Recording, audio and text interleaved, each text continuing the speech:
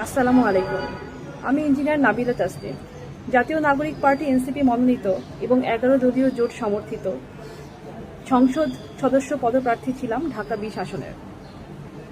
ধামরাইয়ের কতিপয় হতাশাগ্রস্ত মানুষ তারা গুজব রটিয়েছে যে আমি নাকি নির্বাচনের তহবিল মেরে খেয়েছি। আমি শুধুমাত্র আমার প্রান্তীয় ধামরাইবাসী না, সমগ্র বাংলাদেশের মানুষকে, এমনকি বাংলাদেশের বাহিরেও যারা আছেন তাদের সবাইকে আমি ওপেন চ্যালেঞ্জ দিলাম, কেউ যদি খুঁজে বের করতে পারেন যে শুধুমাত্র নির্বাচনী তহবিল না, সারা জীবনে আমি কখনো একটা টাকাও কখনো মেরে খেয়েছি, একটা টাকাও আমি চাঁদা নিয়েছি, একটা টাকাও আমি দুর্নীতি করেছি, এটা যদি আপনারা প্রমাণ করতে পারেন, আমি ওপেন চ্যালেঞ্জ দিলাম, তাহলে বাংলাদেশের আইন অনুযায়ী যেটা সর্বোচ্চ শাস্তি সেটা আমি হাসি মুখে মাথা পেতে নিব।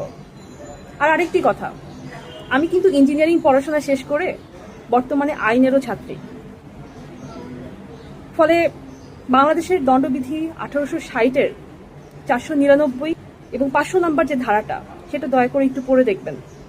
আমার ক্ষুদ্র জ্ঞান থেকে বললাম, একটু পড়ে দেখবেন। এবং যে সকল সংবাদপত্র এই গুজব এবং মিথ্যা খবর আপনারা প্রকাশ করছেন, তাদেরকেও আমার রিকোয়েস্ট থাকবে এই দুটো ধারা আপনারা একটু একবার হলেও চোখ বুলিয়ে নেবেন।